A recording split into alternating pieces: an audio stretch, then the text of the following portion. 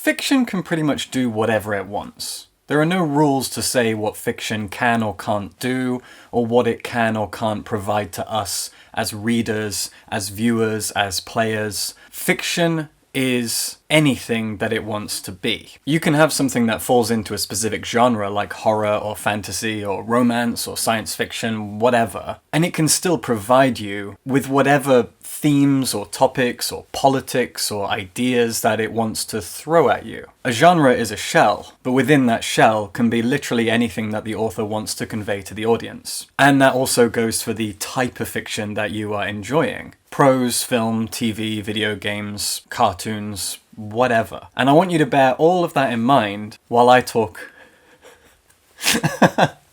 about Dick Fight Island.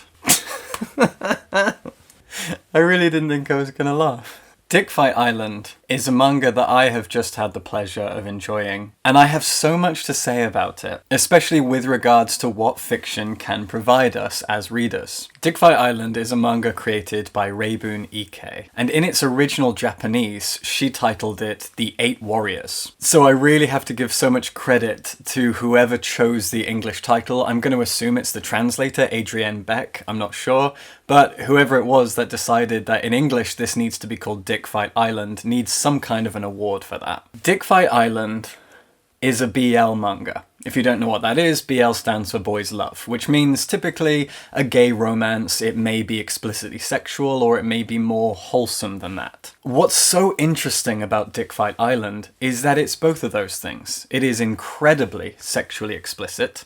It is also incredibly wholesome when you dig into its themes and its politics.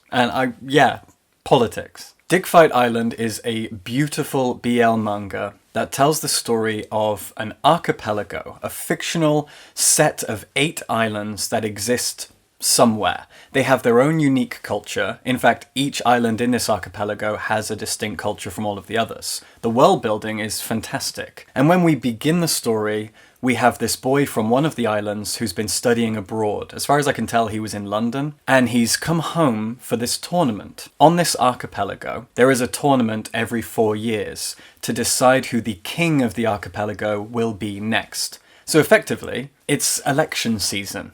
But the election is very different here. Now, the 8 islands, as I said, are each made up of 8 different clans, and those clans have their own cultures and identities.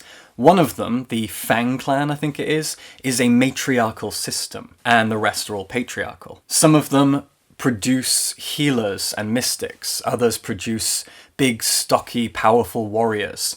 They're all beautiful. They are all Bishonen beautiful boys. And the art is really incredible, and it really has fantastic character design. Now, the way that the tournament works, and this is when we get really, really sexy, is the tournament is a sort of pyramid of one-on-one bouts, and you are eliminated from the tournament when you lose your bout. And you lose by being the first person to orgasm or ejaculate.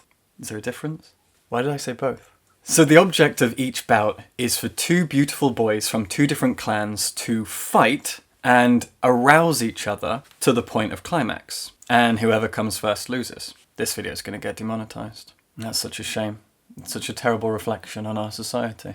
So the bouts themselves are incredibly erotic, incredibly sexual, incredibly explicit, and it's wonderful.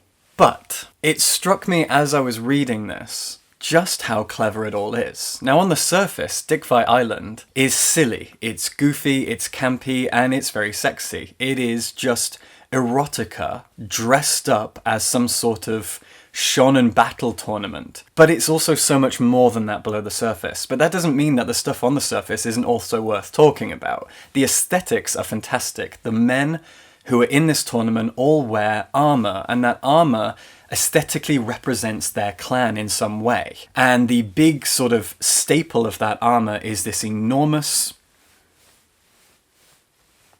thing that they wear over their genitals to protect them. At first I thought it was like a lance that they used to joust with, but no, it's a piece of armor. So each of them has this enormous, very decorative piece of armor to protect them, so that the other guy has to find a clever way of trying to get that armor off and expose it so that they can arouse them and pleasure them. Now, This armor is brilliantly designed. The men themselves are fantastically designed as well, and honestly, this is the first time in my life I've ever wanted to cosplay, because I want to cosplay as one of these men specifically. They're all beautiful. They are each very, very uniquely designed, and I love when a mangaka is able to aesthetically convey a personality and a culture and an ideology, blah, blah, blah, through the aesthetics and nothing more. And Reibun Ike manages to do that with Dick Fight Island, and I think that's wonderful.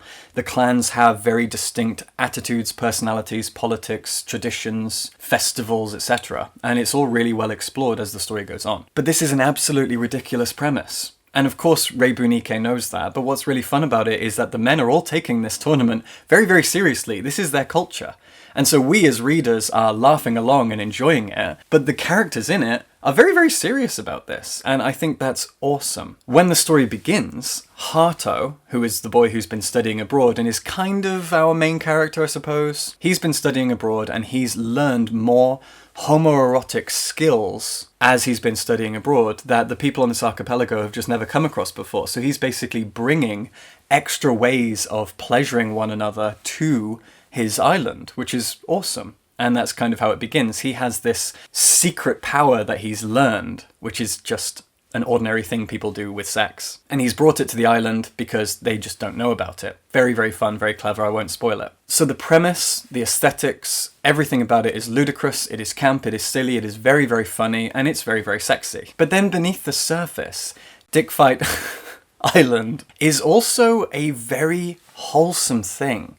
And this is my argument. The tournament, as I said, is basically election season. Every 4 years, this tournament happens, and an elected warrior will fight for their clan and eventually become king of the archipelago for the next 4 years. This means that this archipelago is undemocratic, but democracy is corrupted, generally, in a lot of countries. And democracy often hinges on propaganda, on lies, on fear, on trying to encourage people to vote a certain way based on what they're afraid of, rather than what they hope for. And this is not democratic, but it is still very, very peaceful and very beautiful. Because rather than this tournament being about bloodshed and aggression, about masculine pride, about abuse and pain and showing off power, it's about beauty and eroticism. It's about pleasure. It's about love. This is a tournament to decide the king of the island based on how much pleasure that king can provide. It's about love and pleasure and sensuality and closeness and sex and love and beauty and all these things. It's so wholesome when you think about it. A tournament that is entirely about eroticism. And that determines the leader of the entire archipelago. That's the most wholesome thing I can imagine in a piece of fiction. And so politically, it's very interesting. And it also has a lovely message that eroticism and love and sensuality is more important. And it can do more good.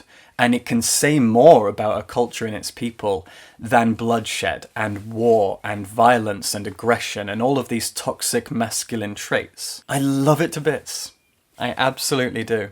Dick Fight Island is really, really sexy. And I will say that the action scenes in it are very, very explicit, very erotic, sometimes funny, sometimes genuinely sexy. It kind of flits between the two, and I think that there's a real talent to that. But it's also about love and queerness and sensuality, and I just find that so lovely. So Dick Fight Island, which has the best name ever, is incredibly fun all the way through. It's very, very funny, it's very camp and silly, but it also has a really poignant message, and that message is a political one. And I haven't even talked about how important it is to have something this queer here. There's so much to dig in there, but that's not the purpose of this. The purpose of this is just to show how something that is funny and campy and silly and sexy can also be very poignant and wholesome. And I'm so proud of Reibun Ike for doing that. It's such a cool thing. And of course you can throw all that aside and just enjoy all of the gay eroticism, and you'll have a really, really fun time. And it's amazing how funny the sex is. This is a very erotic and very explicit thing that you'll often laugh at. And that's another great thing about it, because it points out how awkward and ridiculous and even competitive sex can be. I think that's really, really fun. And again, very, very wholesome to point out the funny side of sexual encounters. That's so cool. There's so much to love about Dick Fight Island. It is the most fun manga I think I've ever read. It is funny, sexy, and wholesome. I'm amazed. So please, please go read Dick Fight Island. And subscribe for books. Forgot to say that. Do that.